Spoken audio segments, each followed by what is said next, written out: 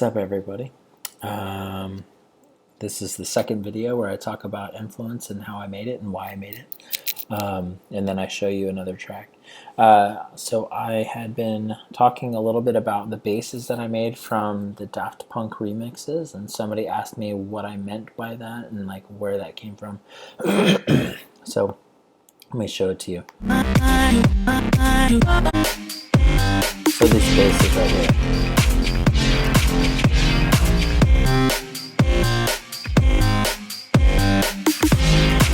You'll also notice that there's some synths here too.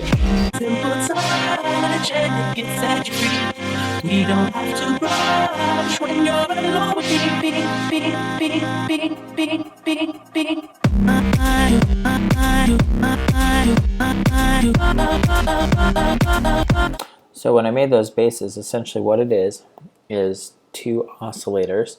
One is just a straight wave,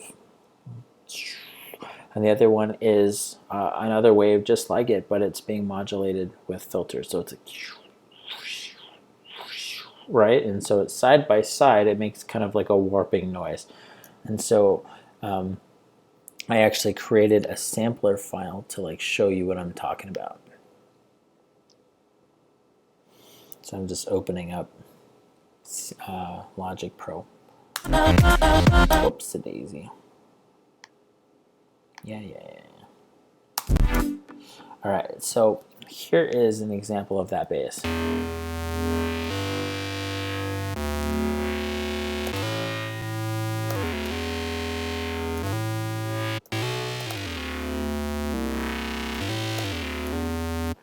So that's the bass, and then I have some synths.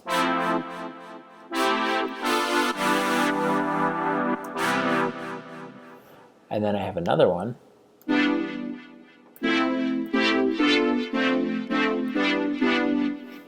So those were the synths that I made for that Daft Punk track, and so when I combine them all together with a sub, I end up with something like this.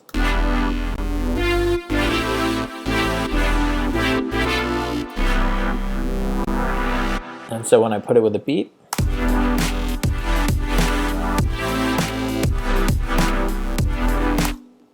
and so if I do like,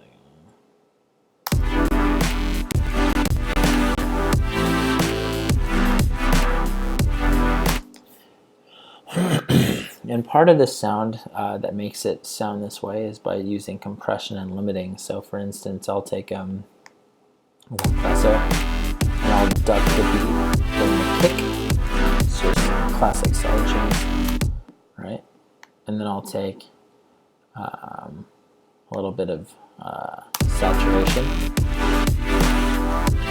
and then I'll take a little bit of limiting to get rid of the dynamics.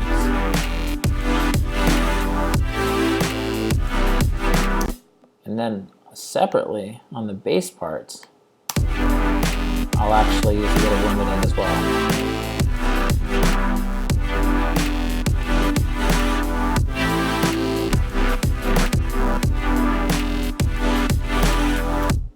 So that's how I made those sounds. And so if you actually go into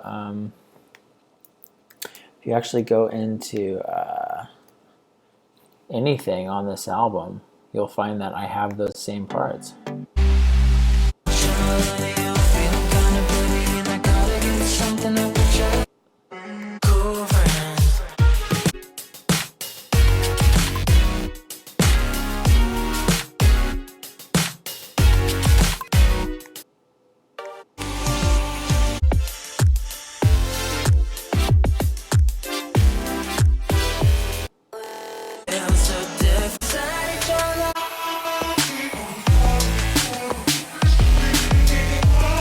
So yeah, it's very straightforward. So when I made those sounds, I was able to use them everywhere, and that's pretty badass because it makes it easier to write songs faster. But the most important thing is that your album is cohesive, right? And so cohesion is one of those marks of good quality artistry, right? And so people always say that. So that's why I did that.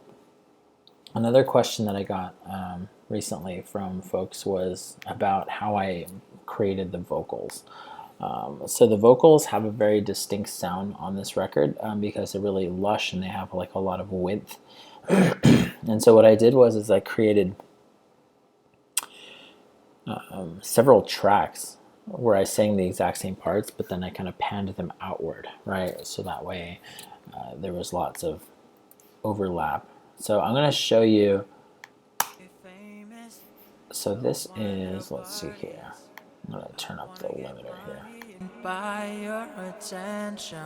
So that's one vocal. And when I have 4 layers on these things, which is like why they sound so big. Famous, I wanna throw parties, I wanna get money and buy your attention, I wanna be special, I wanna have cool friends, I wanna be everything that I'm not. Famous, I wanna throw parties, I wanna get money and buy your attention, I wanna be special, I wanna have cool friends, I wanna be everything that I'm not. And then after mastering, mixing and mastering, it sounds like this.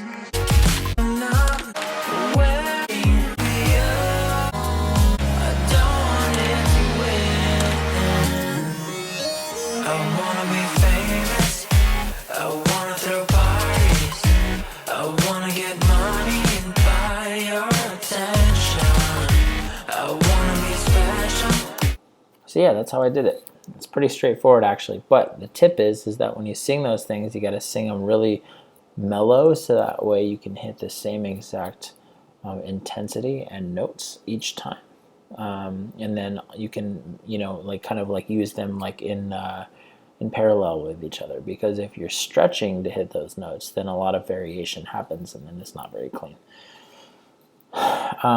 So the other thing is like, you know, I actually wanted to show some pictures because a friend of mine was like, hey, it'd be really cool to see some pictures of the like the studio, right? So here's some pictures of the studio. So I actually went to a place called Orbit, which is out in Pioneer Square in Seattle, downtown Seattle. That's my friend Brian Wall. He's the recording engineer at Orbit Studios, and so this is us working on that track.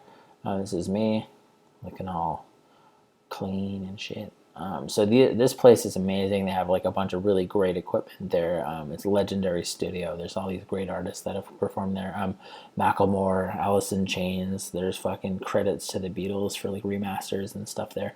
There's all sorts of really great stuff. And so I was really lucky to get time in this studio.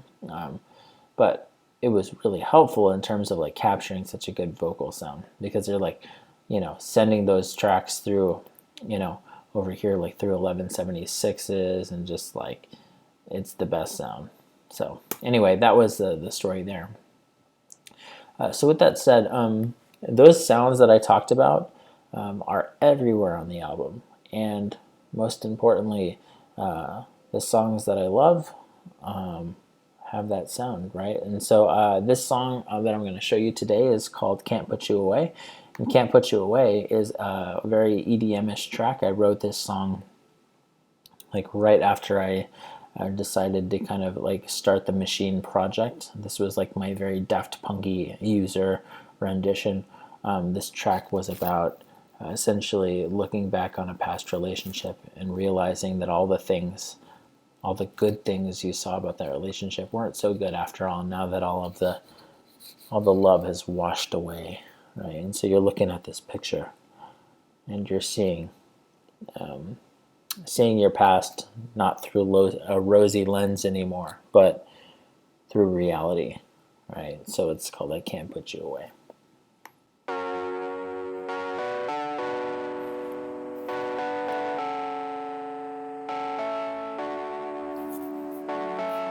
Once upon a time, I got something for free.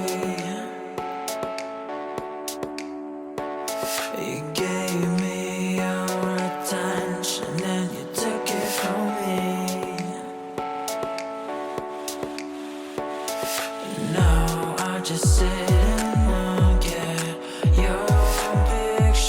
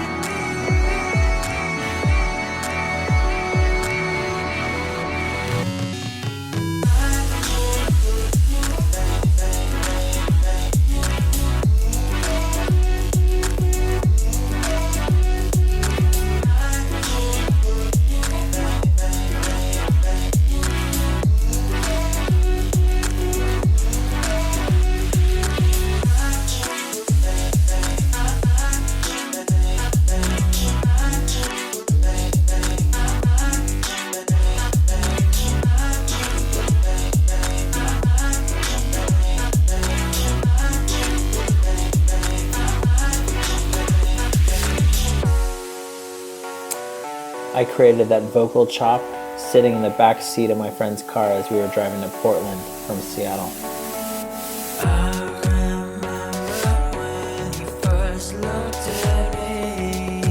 Looked at me. Love this song. You were something special, something I never seen. And now I don't recognize a person in this picture. Just thinking about all the times you took it right. The girl's sleeping in the other room. I can't be loud. Can't sing that loud part.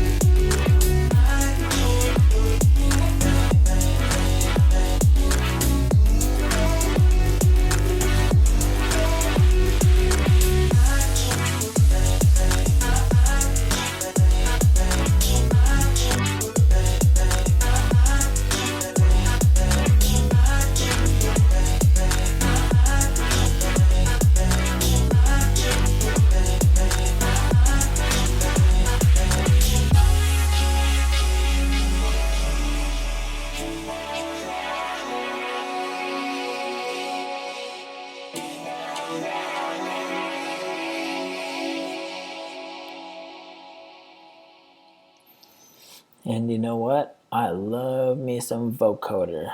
So I had to do a vocoder ending there. I'm using Vocal Synth 2, by the way. My main favorite vocoder is Manipulator, which is by Polyverse in partnership with Infected Mushroom. But this track has Vocal Synth 2. Anyway, okay, so that's the track. That's the story about my synths and my bass. That's the story about my vocals. And that's the story about this song. So